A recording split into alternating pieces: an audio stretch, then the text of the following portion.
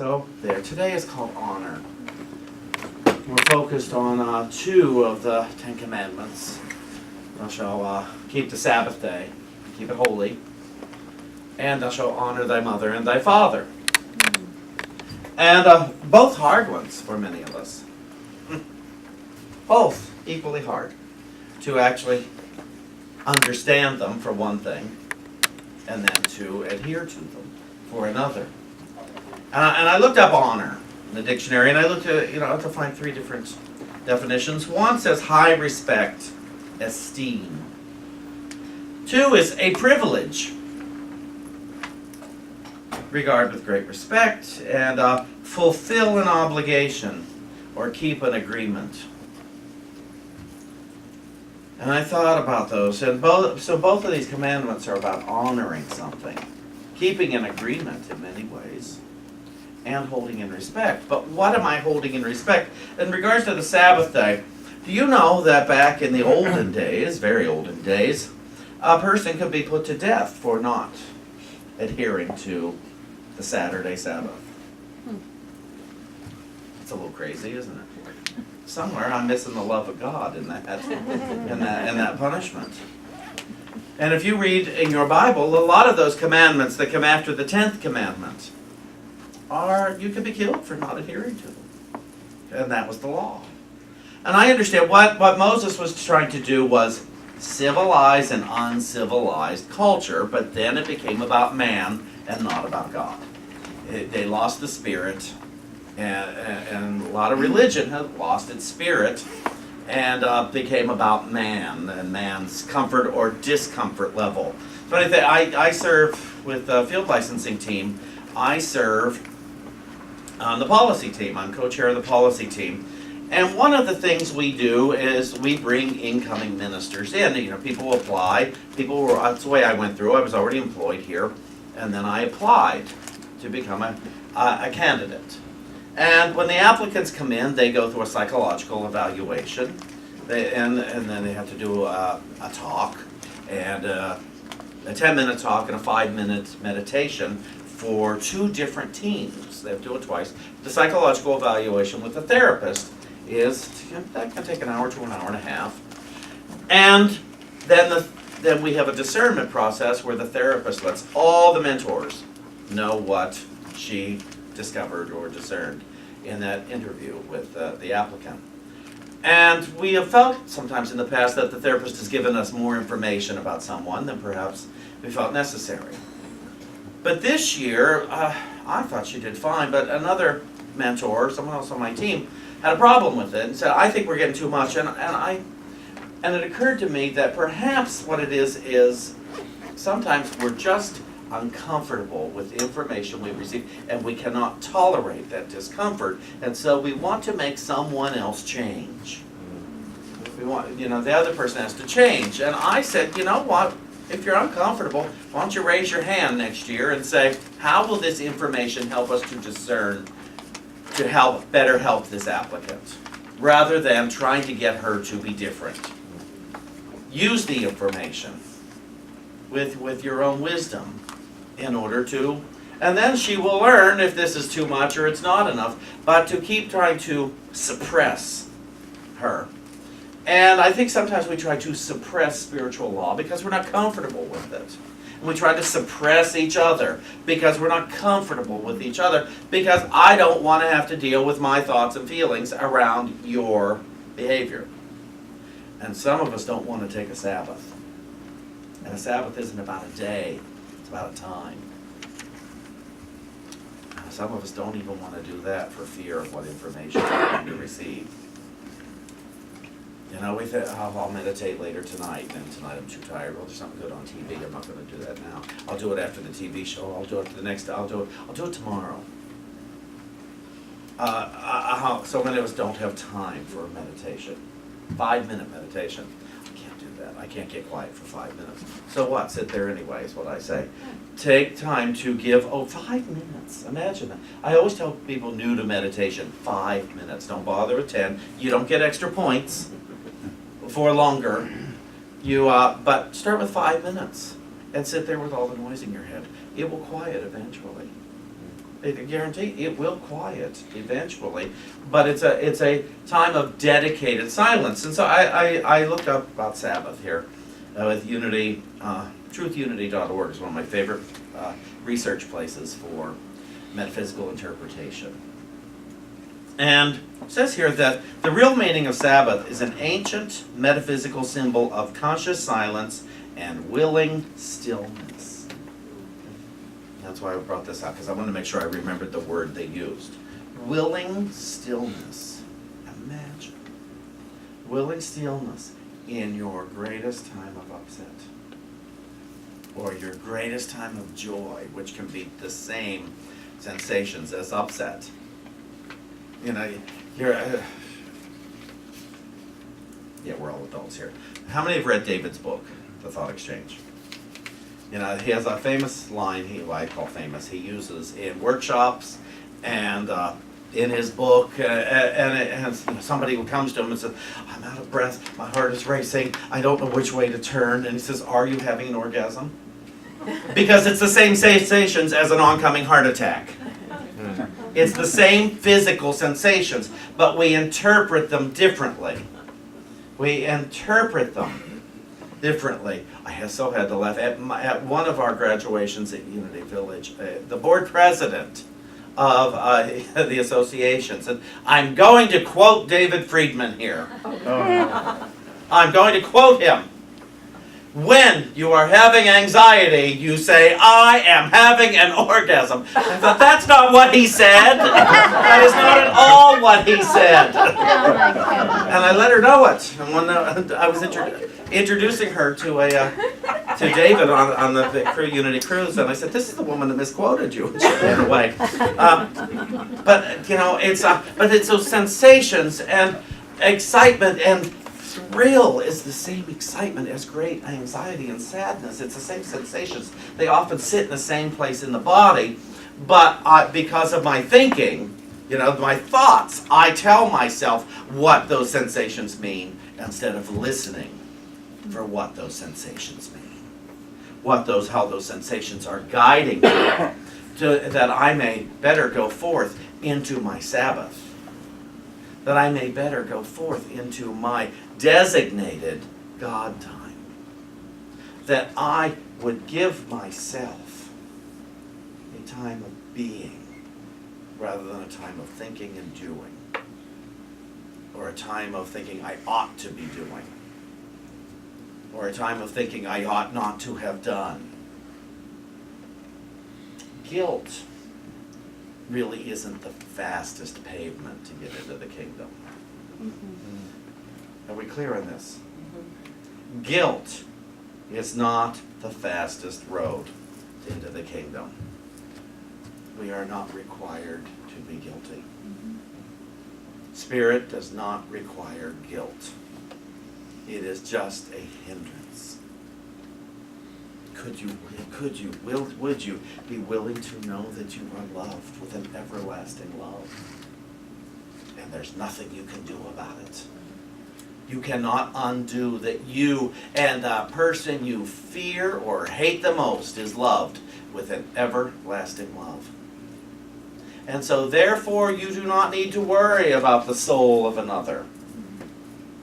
We do not need to fear for the soul of another being. They are loved with an everlasting love. They are loved with an everlasting love. I do not need to be concerned for the soul of another. And yet I must be of service to all beings. But to be of service means to be an example of love and confidence in God, the good. Not a preaching confidence, but the example that I have faith, that I am loved. And so therefore I do not need to fear your thinking. I do not need to fear the highway. I do not need to fear and think that I am in competition for love, that I am in competition for anything. And here's the guideline. Remember the Sabbath and keep it holy. Remember the Sabbath and keep it holy. It's very difficult. This morning I was sitting and I came very early and I sat in the chapel. to take my time of being apart. And I don't know if there were birds up in the roof or her creaking from, it sounded like somebody was in the attic, but we don't have an attic here. And so I allowed myself to be very distracted by the creaking, but there's no floor above us. It's just ceiling above us and tin roof. And so I allowed myself to be distracted, and I noticed that, but nonetheless I sat there for my time. And so part of my meditation was the concern for whatever livestock might be lurking nearby. And if we can allow whatever is around us to be part of the meditation rather than, I can't meditate if this is happening.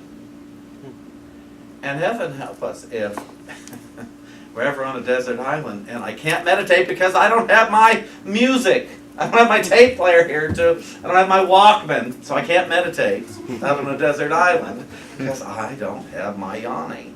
You know, it's whatever I use to meditate with. You know, can you be present in the presence right here, right now? Take your Sabbath right here, right now, with whatever is going on in whatever circumstance, rather than telling ourselves how God is absent. Could we take that same amount of time to tell us how God has to be present? It is inevitable that God is present here right now. If I'm screaming my head off at somebody, I still know that God is here present right now. Remember, God doesn't need us to behave in a certain way. A friend of mine last week, after the bombing in Belgium, asked me, how could God allow this to happen? And I say, how could man allow this to happen? With God being so great, how could we continue to hurt one another? How can we continue to see each other as less than God? How can we continue to look in the mirror and see ourselves as less than a Christ being, just based on behavior? And so we must take each of these events and wake up. Not wake them up, wake ourselves up. Wake ourselves up to the reality that this physical life is not meant to last forever. It clearly isn't. People can die for a long time. And Lazarus might be the only one that's not going anywhere. But the rest, because I haven't heard any reports that he left us after Jesus brought him back. And so, but the rest of us, I think, pretty much have 100% mortality rate. And it's, and we don't know how, and we don't know where, and we don't know when. At least I don't. So, what am I going to do right now? Now we get to the 5th commandment there, which says, honor thy mother and thy father. And that's not about our earth parents. It's about Mother, Father, God. That is about our source, our creator, and our ability to create. It is to be in the likeness of our source as creators. That is honoring. To honor our mother and our father, to honor our God selves. Because at a certain point, your parents are no longer your parents, they are your peers. They are your brothers and they are your sisters. I knew when my mother made her transition, at that point she was my sister and not my mother. I was very clear on that. I could hear the words inside me very definitely. And I thought, oh, I wish I had known that sooner. I would have let her off the hook for a lot of things. If I had been aware that she was my sister and not my mother, my expectations of her and her behaviors would have shifted greatly had I come to the understanding that my mother was actually my sister in our God selves. But we play roles. We have roles that we have taken on in order to have this human experience. And but it still all comes down to, not only are we brothers and sisters, we are each other. And how do you understand that? How do you really grasp that? How do I understand that you're me and I'm you, and I'm you and you're me? And we look so different. Most of us look so different. I mean, yeah, you'll find your twin out there, but you know what I mean. We dress differently, we got different skin, and we got different hair, we got different personalities, and so we think we're different, but we're actually one. If there is only one power and one presence, as the universe and as my life, we are one. Now I understand, some of my ones I don't want to hang out with. I don't care for them. I don't care for myself in that form. And I think it's best that some of us don't hang out with each other because we're not going to like ourselves when we do. Because our thoughts aren't yet ready to shift, to embrace, to love, to be at peace with one another. And Kenneth sang those two songs in the meditation. How may I serve today and let me love in a holy, holy way. And the way I love you, I may be guided to love you very differently than I'm guided to love you, and very differently than the way I'm guided to love you. But does any of them mean that there's not love? No. And we may be confused, and that's where we take on guilt. If I am, the only way I can awaken you is to holler at you. And I think, oh, I'm bad because I just yelled at her. And you're over there, oh, thank goodness he did that. I couldn't have woken up if he hadn't done that. But the way to love you is to go to lunch and have a nice, pleasant visit. And the way to love somebody else is to remind them of where they're coming up short, and the other one is to support them. Yeah, try again. I know of one wonderful family with their children. One was shooting hoops in the basketball, and he wasn't quite making it, but the parents said, you almost made it. Yeah, you almost did it. Fantastic. Try it again. And so when the kids David was at their house one day, and the son, who was now very good at it, and David threw and almost got it, and he said, that's great, try it again, David. You're almost there. Yeah, fantastic, because that's what he knew, was to encourage and support. It wasn't an intellectual process, it was his nature. Almost got it. Try it again. And it's the same with those of you who sing. And you say, oh, I'm not really a great singer yet. Well, keep singing. You get better. The muscle will keep getting exercised. You want to go to the gym, you start with a lighter weight. And then you build it up. And if it's about being pleasant, start with a compliment rather than a criticism. Okay, if your muscle about pleasantry is not exercised, it may not feel authentic, it may not feel natural, but nonetheless. But look in the mirror, and could you start with, I'm going to shut up about criticizing myself. If I can't find a way to compliment myself, if I can't look in the mirror and say, hi God, at the very least I can do is brush my teeth and do what I need to do and walk away and refuse to criticize myself in that mirror today. Now, here's the next part. How will I not criticize myself in that mirror? If you say something unpleasant and you and I are one, how do I shut up about that criticism? Because it's the mirror. It's still the mirror. And it's still the mirror. It's still the mirror. And so we get in here and it's like, oh, wait a minute. I'm supposed to honor my creativity, that creative stuff, the creative source in me. I'm supposed to honor that. How do I honor that which I profess to believe and call God? How do I take a Sabbath right now? Sometimes you just have to run to the restroom and say a quick prayer and then come back to your conversation. I used to do that all the time. In my early recovery, man, a lot of upsetting circumstances for me, and it could be they looked at me the wrong way, they did whatever, and I'd say, excuse me a minute, because I was so willing to heal. I was so willing to heal at that point that I would say, excuse me, because I wanted peace more than I wanted to be upset. I wanted understanding more than I wanted to be angry and judgmental. And so I would go, excuse me, I'll be right back. And I'll tell you, I would say the third step prayer, page 63 of the Big Book, and I would say, God, I offer myself to thee to build with me and do with me as thou wilt. Relieve me of the bondage of self, that I may better do thy will. Take away my difficulties, the victory over them. May bear witness to those I would help. Thy love, thy power, thy way of life. May do thy will always. And I come back out and say, okay, now how can I help? Okay, now talk to me. And my life will be better. If you don't know that prayer, just type into Google a big book, page 63, third step prayer. Or you can just type in AA third step prayer and it'll come right up. And it's a great prayer. You do not have to be in sobriety to say that prayer. It's got nothing to do with sobriety. It's got to do with peace. It's got everything to do with a relationship with God, that prayer. Everything.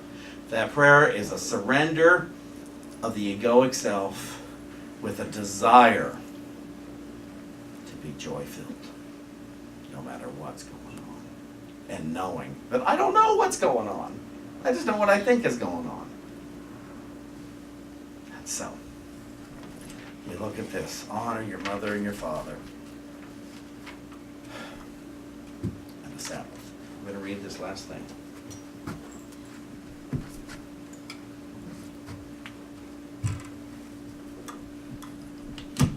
From the Holy Spirit's interpretation of the New Testament.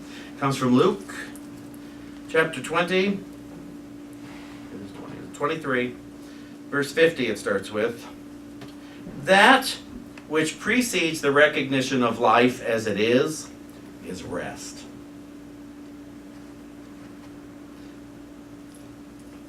This is the true meaning of the Sabbath. The Sabbath is not a day set aside at the end of the week before another week of work begins. The Sabbath is a time set aside at the end of time, before the recognition of time as a set of limits ends. The Sabbath is a time of rest in which you will still experience the effects of time, but you no longer choose to participate in them. We understand that. When I sit down to have my Sabbath, it is the end of the time of a series of events, but I'm no longer involved in that series of events in my mind. I'm putting that aside for now as I come into the no time in my relationship with what I call source, with what we also can call God, with what we can call truth or principle. We come into the no time at the end of time, where I'm no longer involved in those events that have taken place up until this time. As thoughts come into your mind that are not the thoughts of peace, you rest from those thoughts and let them be healed. During the Sabbath, your healing occurs according to your own willingness to rest. As the mind is healed, peace comes over you, and you no longer fight to place meaning where there is none. You no longer struggle against the gift of God by choosing to divide it, define it, and judge. You simply agree to be grateful for it and to accept it in its innocence and purity. The Sabbath is a time of rest and non-judgment. The Sabbath is a time of stillness and peace. The Sabbath is a time of giving your willingness that it may be strengthened into full willingness and the full acceptance of life. So you see, the Sabbath is a possibility for all of us. Peace is available for all of us. And non-judgment is available for all of us in the time of the no time.